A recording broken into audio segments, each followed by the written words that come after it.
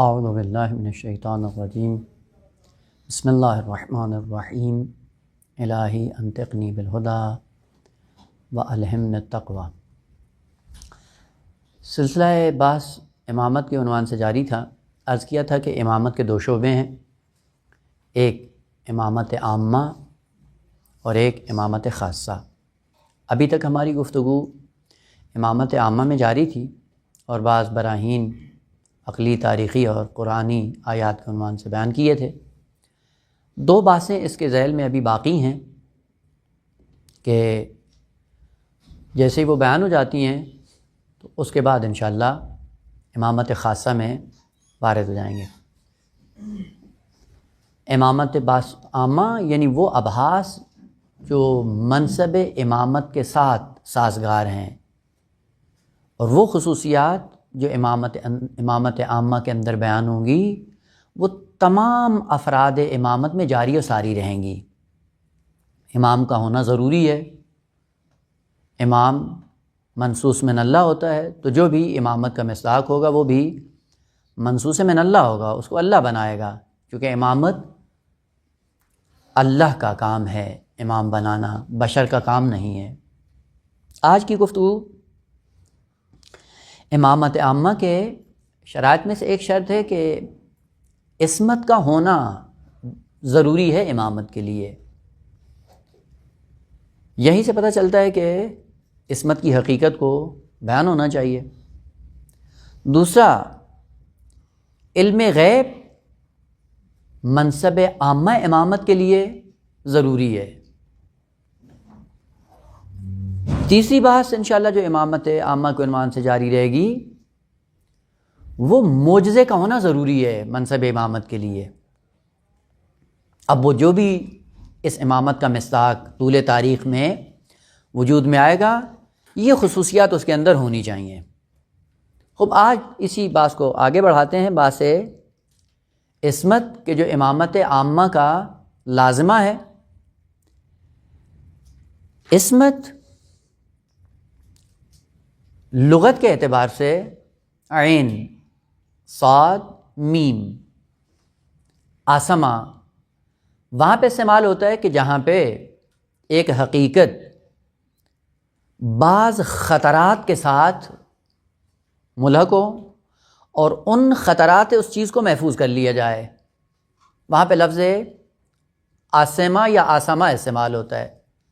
مثلا پانی کے لیے عصمت کیا ہے کہ پانی کے اندر رنگ، بو، تغیر، یہ تبدیلی آ سکتی ہے۔ اگر اس سے آپ نے اس کو محفوظ رکھا تو یہ آپ کیا ہو جائے گا، یہ پانی معصوم ہے، بچا ہوا ہے، محفوظ ہے۔ لغت میں ہر وہ چیز کہ جو منفی چیزوں کی وجہ سے آلودہ ہونے کی صلاحیت رکھتی ہوں اور ان منفی چیزوں کو ذات سے دور رکھا جائے، وہاں پہ لفظ آسما یا آسما استعمال ہوتا ہے، جس کا لازمہ کیا ہوتا ہے کہ چیز بچ جاتی، محفوظ رہ جاتی ہے۔ عصمت اصطلاحی کہ تعریف پھر عصمت کی کیا ہوگی، جس کے اندر بھی یہ عصمت والا رکن پایا جائے گا اس کی خصوصیت یہ ہے کہ وہ گناہ کی آلودگی سے ہمیشہ محفوظ ہوگا، اور گناہ کی آلودگی سے بچنے کا سلسلہ کیا ہے، وہی عصمت جو اس کی ذات کے اندر موجود ہے۔ وہ عصمت مانے بنتی ہے کہ گناہ سے محفوظ رہتا ہے، جان بوجھ کے گناہ کو انجام نہیں دیتا، بھول کے بھی انجام نہیں دیتا، غفلت کے نتیجے میں بھی انجام نہیں دیتا۔ نہ فقط یہ ہے کہ انجام نہیں دیتا بلکہ اس آلودگی کا تصور بھی نہیں کرتا۔ کیوں تصور نہیں کرتا؟ چونکہ پیچھے وہ عنصر موجود ہے بنام عصمت جو اس کی ذات کے اندر موجود ہے، اور اس کے ہوتے ہوئے انسان نہ فقط یہ کہ گناہ کی وادی میں قدم نہیں رکھتا بلکہ گناہ کے بارے میں تصور بھی نہیں کرتا، سوچتا بھی نہیں ہے۔ عرض کریں گے کہ یہ کیسے انسان کی ذات کے اندر کیفیت پیدا ہوتی ہے۔ پہلی بات عصمت کے عنوان سے کہ عصمت کی حقیقت کیا ہے، وہ کیسے پتہ چلے کہ اس امامت عامہ کی خصوصیت یہ ہے کہ اس منصب کے ساتھ عصمت کا ہونا ضروری ہے۔ خوب یہ ہے کیا چیز؟ اس سے پہلے ایک مقدمہ عرض کروں، پڑھا ہوا ہے آپ نے منطق میں کہ علم کی دو قسمیں ہیں، کبھی علم حصولی ہوتا ہے اور کبھی علم حضوری ہوتا ہے، ہر ایک کی اپنی خصوصیت ہے۔ علم حصولی یہ ہوتا ہے کہ کسی شے کے بارے میں آپ کو علم ہوتا ہے لیکن وہ شے آپ کے ذہن میں نہیں آتی، اس کی ایک تصویر، ایک عکس، ایک سایہ اس کا آپ کے ذہن میں آتا ہے، اس تصویر کے ذریعے پھر اس حقیقت سے آپ عالم ہو جاتے ہیں۔ مثلا آپ آنکھیں اٹھا کر دیکھتے ہیں پہاڑ کو، سبزے کو، تو سبزے اور پہاڑ سے ایک تصویر ان آنکھوں کے ذریعے کھنچ کر آتی ہے انسان کے ذہن میں، اور وہ تصویر ذریعہ بن جاتی ہے کہ آپ کو اس خارجی حقیقت کا علم ہو جاتا ہے۔ تو یہ آنکھ اور یہ دو آنکھیں خدا نے دو کیمرے دیے ہیں کہ جن کا کام ہوتا ہے تصویریں کھینچنا۔ اور یہ بھی عجیب بات ہے کہ خداوند عالم کا کرشمہ دیکھیں کہ آپ دو کیمرے اگر یہاں پہ رکھ دیں تو جیسے ہی وہ کیمرہ تصویر بناتا ہے، جب دو ہوں گے تو تصویریں بھی دو بنیں گی۔ دو کیمرے مل کے ایک تصویر نہیں بناتے ہیں، الگ الگ ہے۔ اور یہ خداوند عالم نے آنکھیں دو دی ہیں، دونوں کا کام تصویر کھینچنا ہے، اور دونوں مل کر ایک تصویر وجود میں لے کے آتی ہیں۔ اس لیے کہا جاتا ہے کہ من عرف نفسہ فقد عرف ربہ، اس انسان کو واقعاً پہچاننے کی ضرورت ہے کہ یہ کیا ہے۔ اور یہ تصویر بناتا ہے، تصویر کے ذریعے سے کائنات کا انسان کو علم ہو جاتا ہے۔ اس کو آپ کہتے ہیں علم حصولی۔ حصولی کیا ہے؟ یعنی فقط صورت آئی ہے اس کی ذہن میں، خود نہیں آئی ہے۔ اور آپ کو جو خارج کا علم ہے، حقیقت خارجی کو آپ آگاہ ہو جاتے ہیں اس سے اور مطلع ہو جاتے ہیں، اس کا ذریعہ کیا ہوتا ہے؟ یہی تصویر ہوتی ہے۔ اس تصویر کے ذریعے سے آپ اس حقیقت سے آشنا ہو جاتے ہیں، یہ علم حصولی کہلاتا ہے۔ اس کے مقابلے میں علم حضوری، علم حضوری کیا ہوتا ہے کہ بیچ میں کوئی واسطہ نہیں ہوتا، وہ حقیقت خود اپنے وجود کے ساتھ عالم کے پاس موجود ہوتی ہے، اسے کہتے ہیں علم حضوری۔ حضور و نفس الشیء عند العالم یا فی الذہن یا عند العقل، فرق نہیں کرتا جو بھی تعبیر استعمال کریں، فعلاً تضامن۔ بس جہاں پہ خود حقیقت اٹھ کر عالم کے پاس آئے وہ علم حضوری ہے، اور جہاں تصویر کے ذریعے حقیقت کا علم ہو وہ علم حصولی کہلاتا ہے۔ اور دونوں میں فرق یہ ہے کہ علم حصولی میں خطا ممکن ہے جبکہ علم حضوری میں خطا ممکن نہیں ہے۔ علم حصولی کسب کا محتاج ہے، یعنی پڑھنا پڑتا ہے، جب پڑھیں گے تو آ جائے گا، نہیں پڑھیں گے تو چھوڑ دیں گے، یعنی آئے گا نہیں۔ علم حضوری کسب کا محتاج نہیں ہے، یعنی حاصل کرنے کی ضرورت نہیں ہوتی۔ مثال عرض کروں، بات ذہن میں آئے، وہی مثال ابھی عرض کی کہ اگر پہاڑ کے بارے میں آپ کو علم ہونا ہے تو کیا کرتے ہیں؟ آنکھوں کے ذریعے اس کی تصویر دیکھتے ہیں، تصویر آپ کے ذہن میں آتی ہے، اس تصویر کے ذریعے آپ کو پہاڑ کی حقیقت کا علم ہو جاتا ہے۔ اور یہ جو علم ہوا ہے ممکن ہے، یہ صحیح اور ممکن ہے غلط ہو، واقعیت کے مطابق نہ ہو۔ جس طرح کہ اس کی ملموس مثال کیا ہے؟ لکڑی صاف مستقیم سیدھی پانی کے اندر آپ ڈالیں تو یہ آنکھ کیسے دکھائی دیتی ہے؟ اس کو ٹیڑھی، وہ لکڑی ٹیڑھی ہوتی ہے، اس کا مطلب ہے حقیقت کچھ اور تھی، آنکھ کچھ اور دکھائی دے رہی۔ اسے کہتے ہیں خطائے علم حصولی۔ علم حصولی ممکن ضروری نہیں ہے کہ ہمیشہ حقیقت کے مطابق ہو، کبھی اس کے خلاف ہوتا ہے اور کبھی صحیح ہوتا ہے، لیکن علم حضوری میں خطا نہیں ہوتی، اصل قابل فرض نہیں ہے۔ مثلا آپ کو بھوک لگی ہے، جیسے انسان کو بھوک لگتی ہے تو کوئی دوسرا آدمی آ کے بتاتا ہے کہ آپ کو بھوک لگی ہے، بیچ میں کوئی واسطہ ہے نہیں، یا آپ کی آنکھوں نے کسی چیز کی تصویر بنا کر آپ کو آگاہ کیا ہے کہ بھائی آپ کو بھوک ہے، یا نہ بھوک کا وجود آپ کے اندر موجود ہے، بیچ میں اس کو بتانے کی ضرورت نہیں، اور یہ اس کے اندر خطا بھی نہیں ہوتی، یعنی بھوک لگی تو واقعاً بھوک لگی ہے۔ ایسا نہیں ہے کہ آدمی کہے کہ میں، بعض ہوتے ہیں نا بناوٹ اپنا بنا لیتے ہیں، کرتب دکھاتے ہیں، پھر نئے ڈھنگ سے اپنی ذات کو بنانے کی کوشش کرتے ہیں۔ علم حضوری میں یہ نہیں ہوتا، خود شے انسان کے وجود کے اندر ہوتی ہے اور اس کے اندر خطا بھی ممکن نہیں ہوتی۔ خوب یہ مقدمہ اس لیے عرض کیا تھا کہ عصمت، پہلی بات کہ عصمت علم ہے، علم کے سائے میں جب انسان کو گناہ کا پتہ چل جاتا ہے پھر گناہ سے اجتناب کرتا ہے، لیکن آیا علم حصولی ہے؟ اصلاً علم حصولی نہیں ہے. کیوں؟ کیونکہ اگر علم حصولی ہو تو اس پوری بشر کو نہیں پتہ ہے علم حصولی کے سائے میں کہ کذب قبیح ہے، جھوٹ بولنا بری چیز ہے، غیبت کرنا قبیح ہے، حرام ہے، نہیں پتہ ہے. پتہ ہے، در عین حال انسان اس سے نہیں بچتا ہے، آلودہ ہو جاتا ہے ان گناہوں میں. یہ علم حصولی ہے. لیکن اگر یہی علم حضوری ہو، ممکن نہیں ہے کہ انسان اس آلودگی سے اپنے آپ کو متصل کرے. مثلا ابھی آپ کو علم حضوری ہو جائے، یہی گلاس کے اندر یہ جو محلول پڑا ہے، آپ کو 100% یقین ہو جائے بے علم حضوری، آپ اس کی حقیقت سے آشنا ہو جائیں یہ زہر ہے، ہو پئیں گے؟ کیوں نہیں پئیں گے؟ اس لیے کہ علم حضوری کا مسئلہ یہ ہے کہ جیسے ہی پتہ چلتا ہے اس کی حقیقت کا، قطعاً اجتناب کرتا ہے. پس پہلا نظریہ یہ ہے کہ عصمت علم ہے اور علم حصولی نہیں ہے، علم حضوری ہے. اور علم حضوری کا خاصہ یہ ہے کہ جہاں پہ علم حضوری ہوتا ہے وہاں پہ انسان اجتناب کرتا ہے. یہی گناہ ہے جو ہم انجام دیتے ہیں. اگر اس گناہ کی حقیقت انسان کو نظر آ جائے علم حضوری کے ذریعے، کبھی بھی اپنے آپ کو آلودہ نہیں کرے گا. مشکل کیا ہے ہماری؟ مشکل یہ ہے کہ ہمارے فقط علم حصولی ہے ہمارے پاس، اور ہم اس علم حصولی کو حضوری میں تبدیل کرنے کی کوشش نہیں کرتے ہیں. نتیجہ کیا ہوتا ہے کہ ہم ان آلودگیوں سے نہیں بچ پاتے. اگر ہمارا بھی علم حضوری ہو جائے تو ہم بھی اس گناہ سے کبھی بھی اپنے آپ کو آلودہ نہیں کریں گے. کمائی کے بعض گناہوں کی نسبت انسان علم حضوری بھی رکھتا ہے اور اپنی ذات سے کبھی بھی ان کو آلودہ نہیں کرتا ہے. یہ نظر بعض بزرگوں کی ہے کہ عصمت علم حضوری کو کہتے ہیں. علم حضوری کے سائے میں معصوم کو گناہوں کی حقیقت بالکل عیاں ہوتی ہے، علم حضوری کے ذریعے سے مشاہدہ کر رہے ہوتے ہیں.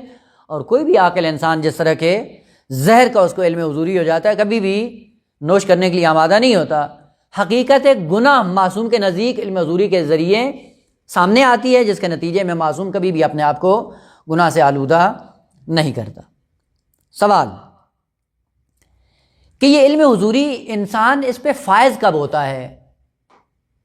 کیسے یہ علم حضوری انسان کے لیے وجود میں آتا ہے؟ آپ کو انشاءاللہ تعبیر ملے گی اگر کتابوں میں پڑھیں گے. کہتے ہیں کہ علم حضوری کا پشتوانہ بیک گراؤنڈ اس کا علم لدنی ہوا کرتا ہے. جو علم لدنی کا مالک ہوتا ہے وہ علم حضوری کا بھی مالک ہوتا ہے. اور علم حضوری کی خاصیت یہ ہے کہ حقائق کو جس طرح سے ہیں اسی طرح دکھاتی ہیں، یعنی ان کے اندر خطا ممکن نہیں ہوتی. مانا کر دوں پہلے تاکہ بات مزید ذہن میں آ جائے. لدن کس کو کہتے ہیں؟ یہ دو کلمے ہیں عربی کے، ایک لدن اور ایک عندہ. عندہ بھی قرب کے لیے استعمال ہوتا ہے، لدن بھی قرب کے لیے استعمال ہوتا ہے، لیکن فرق ہے دونوں میں. ابھی ہمیں اسی لفظ لدن سے سروکار ہے. لدن کس کو کہتے ہیں عربی میں؟ دیکھا ہوگا آپ نے، معمولاً یہ ہے رائج ہے، اور امیر المومنین علیہ الصلوۃ والسلام نے نہج البلاغہ میں ان کی خصوصیات ذکر کی ہیں. لدن کہتے ہیں ایسی چیز کو جس کے اندر جھکنے کی، مڑنے کی، خم ہونے کی صلاحیت موجود ہو.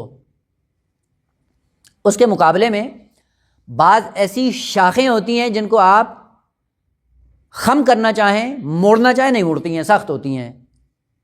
شروع میں جیسے درخت کے تنے نکلتے ہیں نا، وہ کیا ہوتے ہیں؟ بڑے نرم ہوتے ہیں. آپ ان کو موڑنا چاہیں مڑ جاتے ہیں، جھک جاتے ہیں، خمیدہ ہو جاتے ہیں. لیکن جیسے جیسے وہ پروان چڑھتا ہے، بڑا ہوتا ہے، پھر کیا ہوتا ہے؟ اب سخت ہوتا ہے. آپ اگر آپ اس کو موڑنا چاہیں گے نہیں مڑے گا، ٹوٹ جائے گا لیکن خم نہیں ہوگا. وہ شاخ جو خم ہو جائے، وہ درخت جو خم ہو جائے، جو مڑ جائے، اس کو عربی میں لدن کہا جاتا ہے. اور یہ بعض درختوں کی خصوصیت ہے. وہ درخت جو صحراؤں میں پروان چڑھتے ہیں ان میں خم ہونے کی صلاحیت نہیں ہوتی. آپ جا کر دیکھ لیں، تجربہ کر لیں. بیابانوں میں جو درخت پروان چڑھتا ہے، ظاہر سی بات ہے نہ وہاں پہ پانی ہے، نہ کوئی بہترین آب و ہوا ہے، نہ کوئی ماحول ہے، کچھ بھی نہیں ہوتا. وہ جو سختیوں میں پروان چڑھتا ہے بڑا مضبوط ہوتا ہے، سخت ہوتا ہے، آسانی سے نہیں ٹوٹتا. اچھا خم نہیں ہوتا، ٹوٹنا تو بعد کی بات ہے، اصل خم نہیں ہوتا ہے، موڑ نہیں سکتے ہیں آپ اس کو. بس وہ چیز جو مڑنے کے قابل نہ ہو، جس کے اندر خم ہونے کی صلاحیت نہ ہو، اس کو لدنی کہتے ہیں. بلکہ اپوزٹ ہے نقطہ.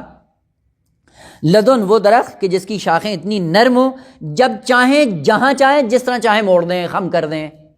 اس کو عربی میں کہا جاتا ہے یہ لدن ہے. اسی لیے درختوں کی خصوصیات ہیں کہ بعض پودے اور بعض درخت یہ لدن کی صلاحیت رکھتے ہیں، یعنی جس طرح چاہیں یہ مڑنے کی صلاحیت رکھتے ہیں. یہیں سے علم لدنی نکلا ہے. علم لدنی کیا ہوتا ہے؟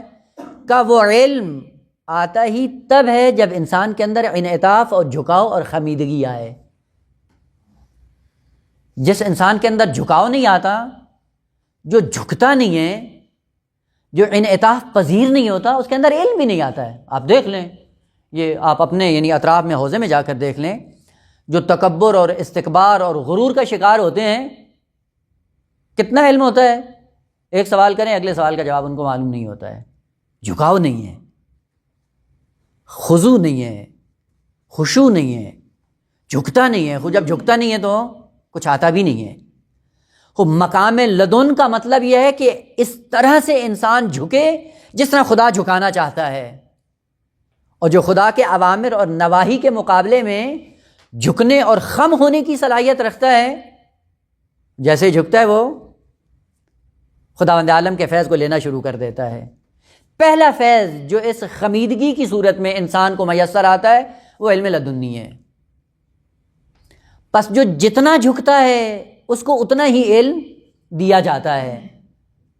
پیغمبر اسلام کے لیے ہے کہ خدا روکتا ہے، یا ایھا المزمل قم اللیل الا قلیلا. آہستہ آہستہ محبوب رک کے آؤ. کیوں اتنا زیادہ اپنے آپ کو مشقت میں ڈالتے ہو؟ کیوں اتنا زحمت میں ڈالتے ہو؟ لیکن پیغمبر رکتے نہیں ہیں، مزید عبد شکور بننے کی کوشش کرتے ہیں. مزید جھکاؤ پیدا ہوتا ہے. جتنا جتنا جھکاؤ پیدا ہوتا ہے اتنا اتنا فیض خداوند عالم کا شامل حال ہوتا ہے. اور ایک ہم ہیں کہ خدا کہتا ہے جھکو، وہ جو واجب ہوتا ہے واجب مقدار میں بھی نہیں جھکتے ہیں. خوب یہ کیسے پھر اس علم سے جا کے اپنے آپ کو متصل کرے گا؟ پس علم حضوری کا پشتوانہ علم لدنی ہوتا ہے، اور علم لدنی جھکاؤ کے نتیجے میں انسان کو میسر آتا ہے. اور جھکاؤ ہمیشہ خداوند عالم کے اوامر اور نواہی کے مقابلے میں جھکنا ہے. جہاں پہ اس نے حکم دیا ہے جھک جاؤ. اگر اس امر کی حقیقت معلوم ہے تو بھی جھک جاؤ، معلوم نہیں ہے تو بھی جھک جاؤ. کیونکہ بعض اوقات یہ ہوتے ہیں کہ دین کا فلسفہ تلاش کرنے کی کوشش کرتے ہیں جو عبودیت کے ساتھ سازگار نہیں ہے. انسان عبد ہوتا ہی وہ ہے جو مالک کی بات پہ جھک جاتا ہے، اگرچہ اس کو معلوم نہ ہو کہ اس کے پیچھے فلسفہ کیا ہے، حکمت کیا ہے، علت کیا ہے، کام کیا پیچھے ہوا ہے. اور یہی اس کا جھک جانا بتاتا ہے کہ یہ عبد ہے. مثال عرض کروں، مثلا فرض کریں آپ دو دوست ہیں، اور دونوں دوست آپس میں اتنے صمیمی ہیں، اتنے ایک دوسرے کے ساتھ مرتبط ہیں اور ایک دوسرے پہ اعتماد کرتے ہیں. جب ایک دوست کہتا ہے بھی یہ کام نہیں کرو، اور وہ اس کے کہنے پہ رک جاتا ہے، اس کو معلوم نہیں ہوتا کہ یہ مجھے کیوں روک رہا ہے. جیسے اس کے کہنے پہ رکتا ہے تو روکنے والے کے اندر احساس عزت بڑھ جاتا ہے، دوستی مزید گہری ہو جاتی ہے کہ یہ اس نے میرا احترام کرتے. اگرچہ اس کو معلوم نہیں تھا کہ میں نے کیوں روک رہا ہوں، لیکن جیسے رکتا ہے رابطہ بڑھ جاتا ہے، کم نہیں ہوتا. لیکن اگر وہ دوسرا دوست کہے کہ ہاں جی آپ یہ کام نہیں کرو، وہ فوراً پوچھے کیوں نہیں کروں، تو بتا دے جی اس وجہ سے نہیں کرو، تو اس کا مطلب ہے دوست کی بات نہیں، وہ وجہ دخیل بنی ہے کہ جس کی وجہ سے رک گیا ہے. بس اس کا مطلب ہے دوست کی بات کی اہمیت نہیں تھی، وہ جو چیز کے اندر نقص تھا اس نقص کی وجہ سے اپنے آپ کو اس نے روکا ہے، ولا دوست کی اہمیت نہیں ہے. واضح؟ مثلا فرض کریں دوست ہے، اس نے کہا بھائی یہ پیسے آپ کے ہی ہیں لیکن ان پیسوں کو فلاں جگہ پہ خرچ نہیں کرو. کہتا چشم نہیں خرچ کرتا ہوں. جب اس دوست کی بات مان کے وہاں پہ خرچ نہیں کرتا ہے، بعد میں پتہ چلتا ہے کہ کوئی نقصان ہوتا ہے یا فائدہ ہوتا ہے، جو بھی ہوتا ہے وہ بعد کی باتیں ہیں. چونکہ اس کی بات مان کے اس نے اپنے آپ کو روک لیا ہے، احترام عزت رابطہ بڑھ گیا ہے، صمیمیت مزید بڑھ گئی ہے. لیکن اگر وہ کہے کہ یہاں پہ خرچ نہیں کرو تو پلٹ کے کہے کیوں خرچ نہیں کروں، اور وہ ذکر کر دے کہ جہاں پہ جس نے بھی خرچ کیا وہ ذلیل ہوا ہے اور تم بھی خرچ کرو گے ذلیل ہو جاؤ گے. اس کا مطلب ہے کہ اگر اب نہیں دے رہا ہے تو ذلت سے بچنے کے لیے پیسہ نہیں دے رہا ہے. نہ استاد کی بات پہ یا دوست کی بات پہ اہمیت کا قائل ہو رہا ہے۔ خدا عالم نے کہا کہ میں نے آپ کو عبد بنایا ہے اور میں تمہارا مالک ہوں، جب میں روکوں رک جاؤ، تمہیں معلوم ہو یا نہ ہو۔ اگر معلوم ہو یا نہ ہو میری بات پہ کان دھرتے ہوئے انجام دو گے، رابطہ عبد اور معبود کا بڑھ جائے گا۔ اور انسان ایسا کوئی عجیب جانور ہے، ہمیشہ ہر چیز کی ٹو میں رہتا ہے۔ خدا نے کہا یہ کام کرو، کہتے کیوں کریں جی، کیا اس کے اندر فلسفہ کیا ہے، حکمت کیا ہے؟ وہ اس کا مطلب ہے اگر حکمت آپ کو معلوم ہوگی تو تم حکمت کی وجہ سے اس سے گریز کر رہے ہو، نہ خدا کے کہنے کی وجہ سے۔ فرض کریں یہیں پہ گلاس پڑا ہوا ہے اور گلاس میں پتہ ہے آپ کو کہ اس میں زہر ہے، خوب جب آپ کو پتہ ہے کہ زہر ہے، وہ کہے یا نہ کہے آپ نہیں پئیں گے۔ لیکن جب آپ کو پتہ نہ ہو کہ یہ زہر ہے اور مالک روکے بھائی اس کو نہیں چھونا ہے، اب نہیں چھوا تو اس کی اہمیت ہوتی ہے۔ اس لیے عبد کا تقاضا یہ ہے، عبودیت کا تقاضا یہ ہے کہ مقام لدن میں آؤ، جھکاؤ پیدا کرو اپنے اندر۔ جب جھکاؤ پیدا کرو گے آہستہ آہستہ محبوب کی طرف سے فیض آنا شروع ہو جائے گا۔ اس فیض کا ایک اثر یہ ہوگا کہ آپ کو جو علم میسر آئے گا وہ علم حضوری ہوگا۔ علم حضوری کے سائے میں آپ کے سامنے کائنات پوری صاف اور شفاف ہو جائے گی، اور جب کائنات صاف اور شفاف ہوتی ہے آپ کبھی اپنے دامن کو آلودہ نہیں کریں گے۔ بس علم حضوری بھی علم لدنی کے سائے میں انسان کو میسر آتی ہے۔ اس کے نتیجے میں پھر یہ ہوتا ہے کہ انسان اپنے آپ کو ان نجاسات سے، ان آلودگیوں سے، ان رذائل سے اپنے آپ کو دور کرنے کی کوشش کرتا ہے اور پھر اپنے دامن کو آلودہ نہیں ہونے دیتا۔ بس پہلا یہ ہے کہ عصمت کیا ہے؟ علم کے سائے میں حقائق عالم واضح ہو جاتی ہیں، ان کی حقیقت معلوم ہو جاتی ہے، اور جیسی حقیقت معلوم ہوتی ہے علم حضوری کے سائے میں انسان اپنے آپ کو آلودہ نہیں کرتا۔ امامت عامہ کی خاصیت یہ ہے کہ جو بھی منصب امامت پہ فائز ہوگا وہ علم حضوری کا حامل ہوگا، جس کے سائے میں گناہوں کی حقیقت سے آشنا ہوگا، کبھی بھی اپنے آپ کو آلودہ نہیں کرے گا۔ ربا ایک آلودگی ہے معاشرہ انسانی کے اندر، کبھی اپنے آپ کو آلودہ نہیں کرتا۔ کیوں؟ چونکہ ربا کی وجہ سے دیکھ رہا ہوتا ہے کہ یہ ربا معاشرہ انسانی کی کمر توڑ دیتا ہے، وہ جب یہ حقیقت دیکھ رہا ہوتا ہے کبھی بھی اس سے اپنے دامن کو آلودہ نہیں کرتا ہے۔ تو یہ پہلا مطلب تھا علم حضوری عصمت کے عنوان سے۔ بعضوں نے کہا کہ نہ، البتہ یہ بات ابھی مزید اس کو کھولنے کی ضرورت ہے، لیکن ابھی نظریہ معلوم ہو جائے تاکہ باس میں آ جائیں۔ نظریہ دوم یہ کہ عصمت امامت عامہ کے لیے ضروری ہے، اور عصمت ہے کیا؟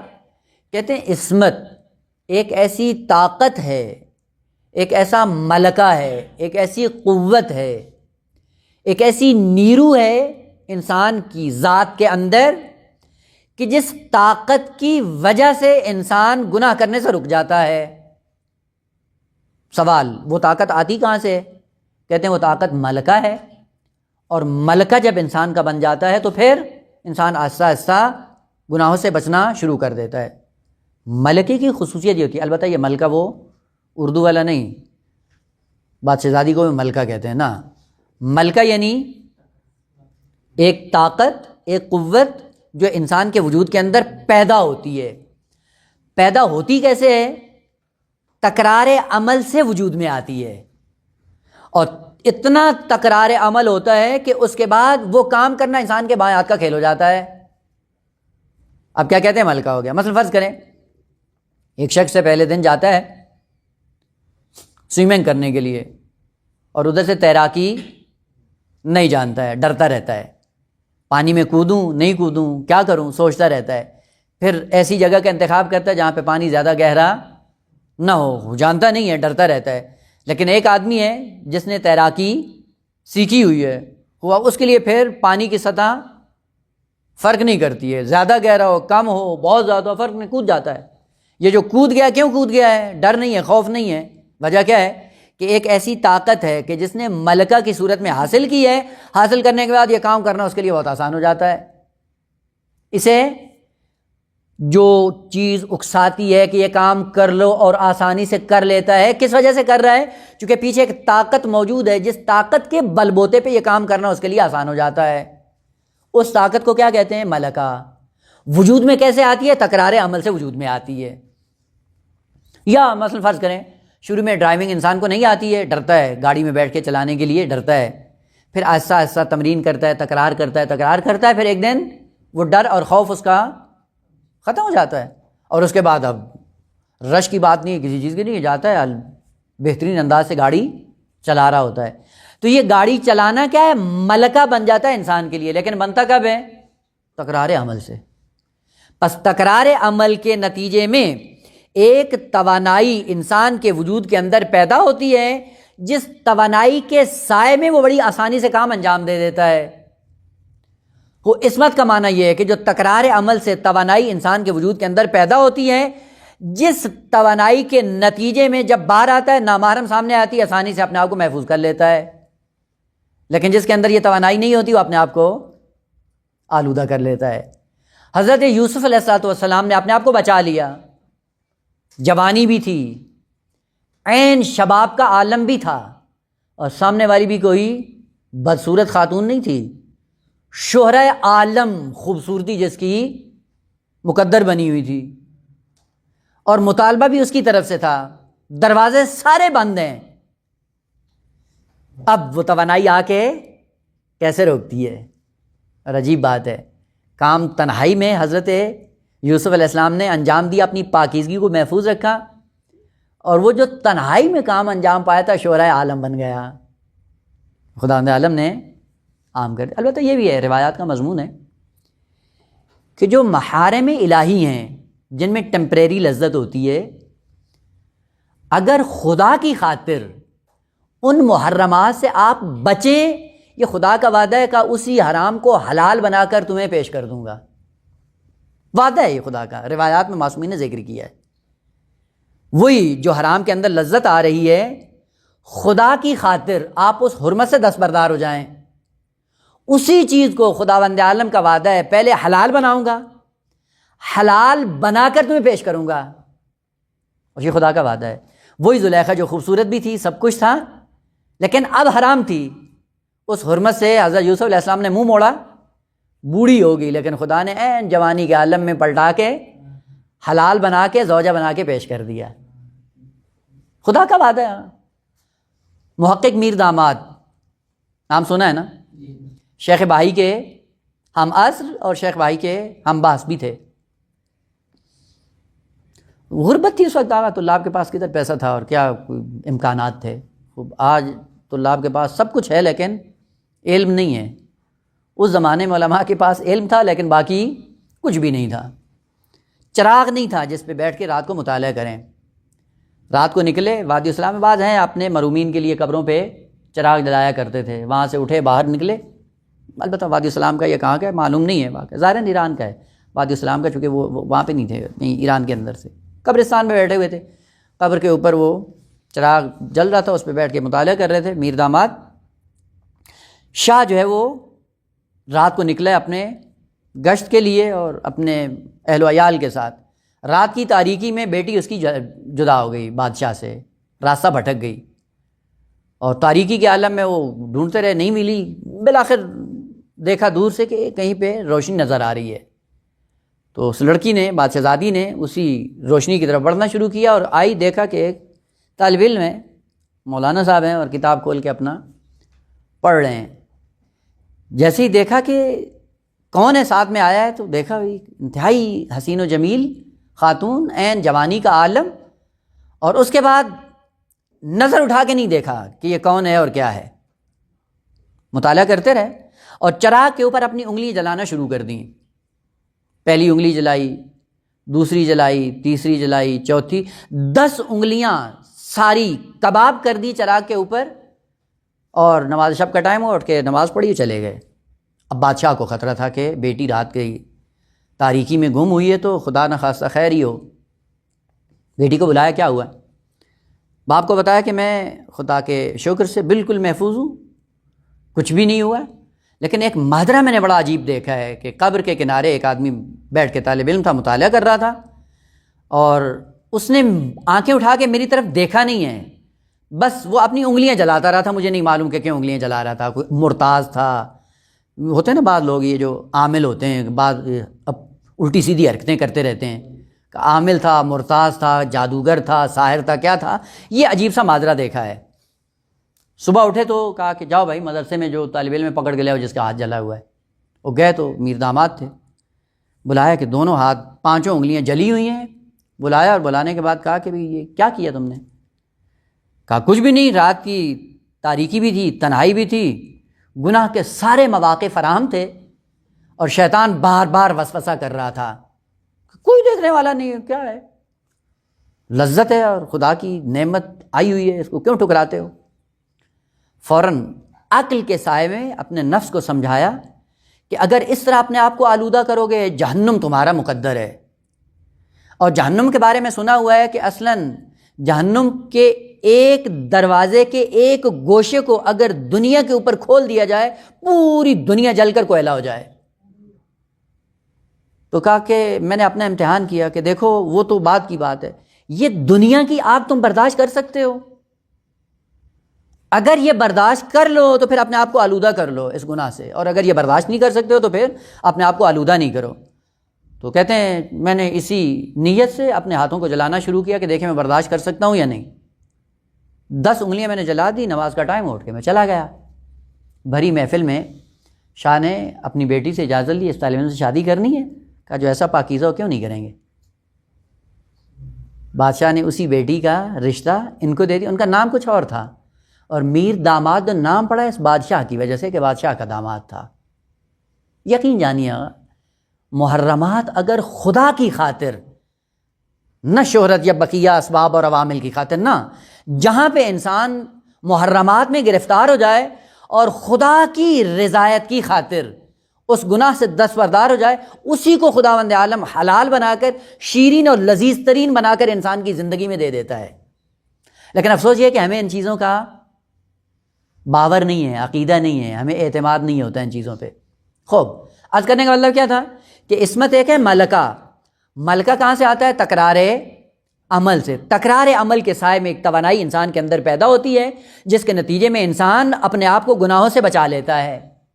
اس لیے متکلمین یعنی علم کلام نے یہ بتایا کہ عصمت ایک ملکہ ہے معصوم کے اندر، اور وہ ملکہ تکرار عمل سے وجود میں آتا ہے. جب وجود میں آ جاتا ہے تو پھر اس ملکے کے سائے میں معصوم اپنے آپ کو گناہوں سے محفوظ رکھتا ہے. تو یہ ایک نظریہ ہے عصمت کے عنوان سے.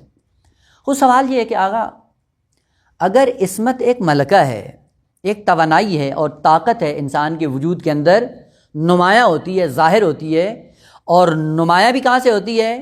تکرار عمل سے. ایک مرتبہ سے تو کوئی ڈرائیونگ نہیں بنتا ہے نا، چابی دے دیں ہاں بھائی لے اور تم چلانا شروع کر دو، یوں تو نہیں ہوتا ہے.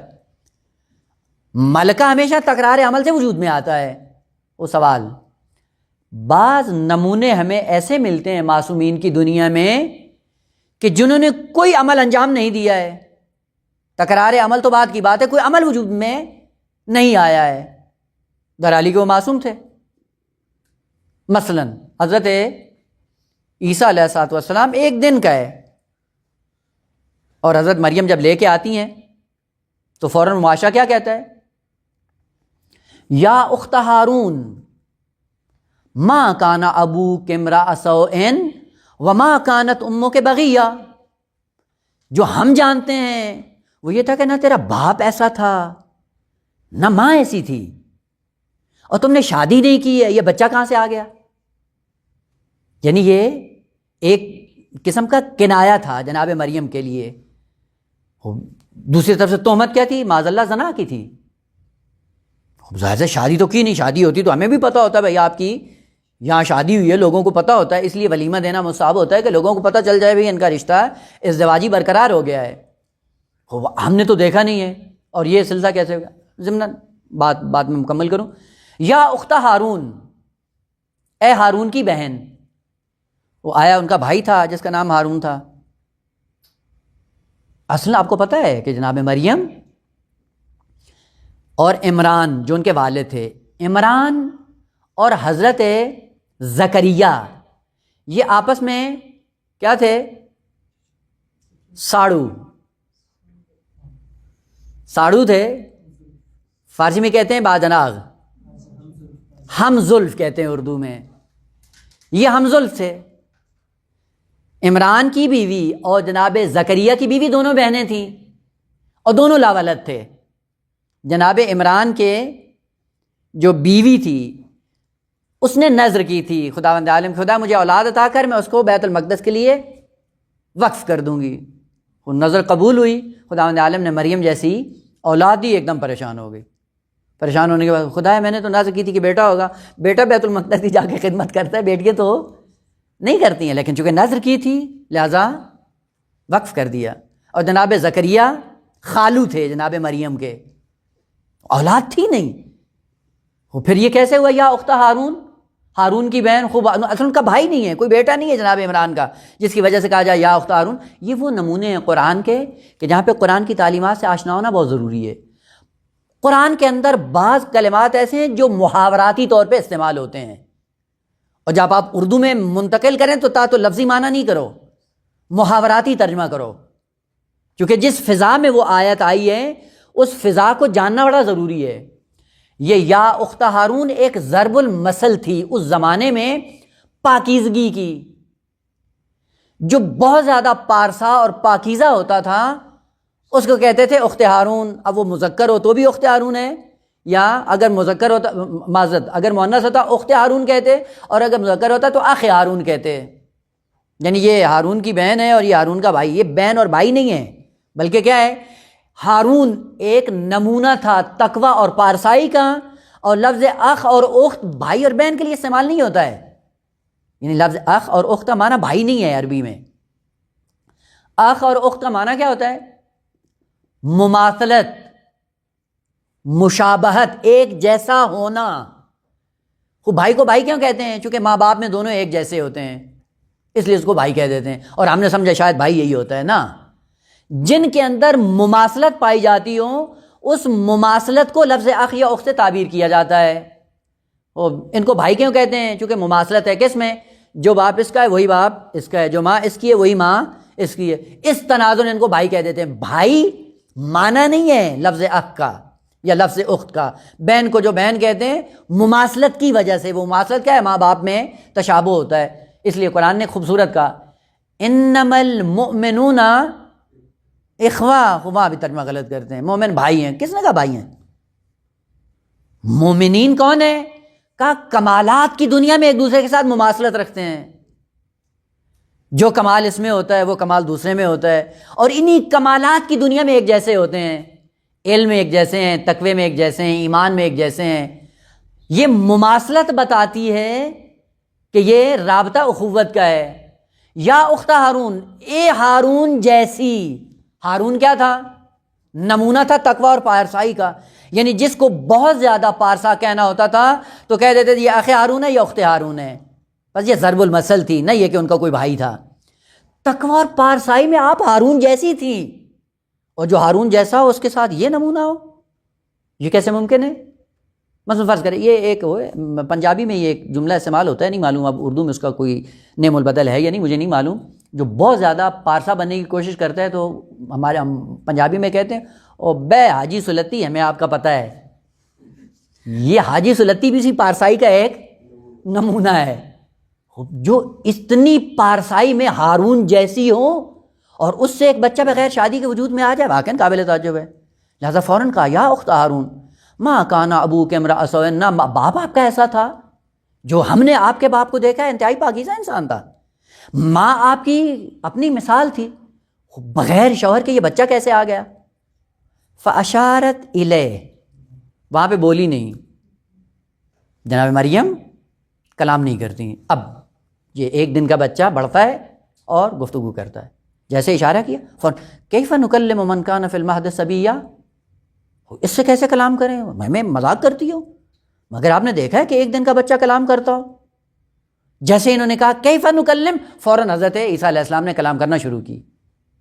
انی عبداللہ ہے آتانی الکتاب وجعلنی نبیا. نبوت کا لازمہ کیا ہے؟ عصمت. عصمت ہے جبکہ تکرار عمل نہیں ہے. وہ بس کیا کریں، عصمت تکرار عمل کا نام ہے. جبکہ ہم نے دیکھا جناب عیسیٰ کے اندر مقام نبوت بھی ہے، عبداللہ بھی ہے، کتاب بھی لی ہوئی ہے، جبکہ کوئی تکرار عمل نہیں ہے. بس عصمت تکرار عمل کا نام نہیں ہے کہ جو عمل، البتہ درست ہے کہ کبھی تکرار عمل میں انسان کے اندر یہ ملکہ پیدا ہو جاتا ہے، لیکن عصمت ملکہ نہیں ہے جو تکرار عمل کے نتیجے میں وجود میں آئے، ایک بات۔ اور دوسری طرف سے کہ ملکہ کی خصوصیت یہ ہوتی ہے کہ اگر تکرار عمل سے وجود میں آتا ہے تو ترک کرنے سے نابود بھی ہو سکتا ہے، ختم بھی ہو سکتا ہے۔ مثلا ایک زمانہ ہے انسان گاڑی سیکھتا ہے، گاڑی سیکھنے کے بعد ملکہ پیدا ہو جاتا ہے، پھر اس کے بعد کیا کرتا ہے؟ گاڑی بیچ دیتا ہے یا فقیر ہو جاتا ہے، اصل گاڑی ہوتی نہیں ہے، ایک زمانہ ہو جاتا ہے، 15-20 سال بیت جاتے ہیں، گاڑی کے ساتھ اس کا کوئی سروکار نہیں ہوتا۔ اب ڈرائیونگ باقی ہے، اب وہ ملکہ باقی ہے نا، اب نہیں ہے، ملکہ زائل ہو گیا ہے۔ اگر عصمت ملکہ ہو تو ملکہ کی خصوصیت یہ کہ قابل زوال بھی ہے، اس کا مطلب ہے اگر عصمت آتی ہے تو زائل بھی ہو جاتی ہے۔ اگر آپ نے کہا کہ عصمت ان کے لیے ضروری ہے اور وہ ملکہ ہے، ملکہ تکرار عمل سے وجود میں آئے گا اور قابل زوال بھی ہے، جبکہ مناسب کے عنوان سے جو خدا دے دیتے وہ قابل زوال نہیں ہوتا، جس سے پتہ چلتا ہے کہ علم کلام نے ایک ٹیمپریری مشکل کو حل کیا اور وہ اس طرح سے حل کیا جو قابل حل نہیں ہے۔ بس عصمت ملکہ نہیں ہے، پھر کیا ہے؟ عصمت کہتے ہیں خداوند عالم کی عطا ہے، اور عطا کس کے لیے؟ ہر ایک کو دے دیتا ہے نا، دیتا اس کو ہے جس کے اندر صلاحیت ہوتی ہے، جس کے اندر صلاحیت ہوگی خداوند عالم اس کو دے دیتا ہے۔ بس عصمت ملکہ نہیں ہے جو تکرار عمل سے وجود میں آئے، عصمت درجہ ہے، اور درجات خداوند عالم کی طرف سے عطا ہوتے ہیں۔ لیکن یہاں پہ تھوڑی سی مرز بندی کر لیں تاکہ بات واضح ہو جائے، وہ یہ ہے عصمت ایک وہ ہے جو منصب کا لازمہ ہے، یعنی جہاں پہ منصب ہوگا وہاں پہ عصمت یقیناً ہوگی۔ وہ جس کو خدا نے نبی بنایا ہے اس کو معصوم بھی بنایا ہے، جس کو رسول بنایا ہے اس کو معصوم بھی بنایا ہے، جس کو امام بنایا ہے اس کو معصوم بھی بنایا ہے، یعنی جیسے نبوت دی ساتھ میں عصمت بھی دے دی۔ اب تکرار عمل کا محتاج نہیں ہوتا، چونکہ نبوت خدا دے رہا ہے، عصمت بھی خدا دے رہا ہے۔ وہ جہاں پہ رسالت خدا دے گا وہیں پہ عصمت بھی خدا دے گا، اور جہاں پہ امامت دے گا وہیں پہ عصمت بھی خدا دے دے گا۔ پس جہاں جہاں منصب ہوگا وہاں وہاں عصمت ہوگی۔ ممکن نہیں ہے کہ منصب ہو اور عصمت نہ ہو، چونکہ یہ خدا دیتا ہے، اس لیے درجہ بن جاتا ہے اس شخص کے لیے جس کو خداوند عالم منصب دیتا ہے۔ لیکن برعکس عصمت منصب سے ہٹ کر کمال انسانی بھی ہے۔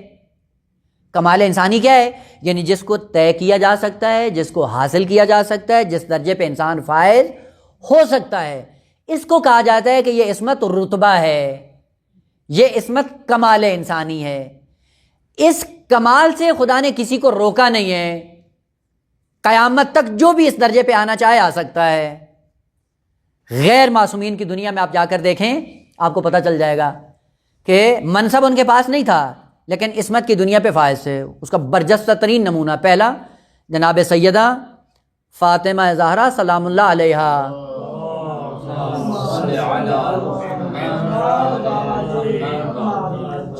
بی بی نبی نہیں ہے، رسول نہیں ہے، امام نہیں ہے، درین حال عصمت پہ فائز ہیں۔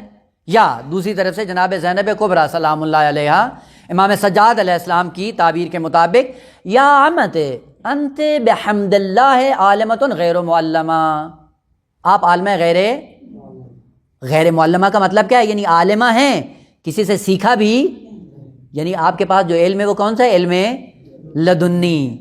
آپ کے اندر عبودیت کی منزل اس درجے پہ پہنچی کہ خداوند عالم نے خود اپنا فیض آپ کے شامل حال کر دیا، آپ علم لدنی کی مالک بنی، جس کا نتیجہ یہ ہو کہ آپ عصمت کے درجے پہ فائز ہو گئیں۔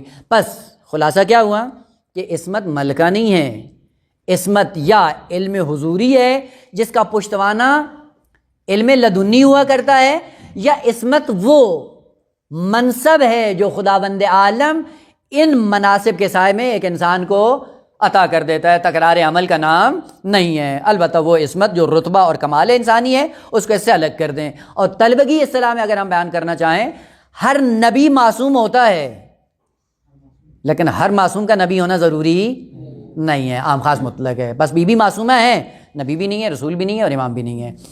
اس عصمت کا، عصمت منصبی کا ہونا امامت عامہ کا خاصہ ہے، جہاں پہ امامت ہوگی وہاں پہ منصب عصمت بھی موجود ہوگا، جو بھی اس منصب فائز ہوگا وہ عصمت سے برخوردار ہوگا۔ البتہ ایک بات جو ضمناً اس کو تھوڑا سا وضاحت کی ضرورت ہے، انشاءاللہ اگر کوئی فرصت ہوئی تو اس میں عرض کریں گے کہ عصمت رتبی کیا ہوتی ہے اور کس طرح انسان عصمت رتبی اور کمالی پہ فائز ہو جاتا ہے۔ سلسلہ کلام جاری انشاءاللہ بیان ہوگا۔ والحمدللہ رب العالمین۔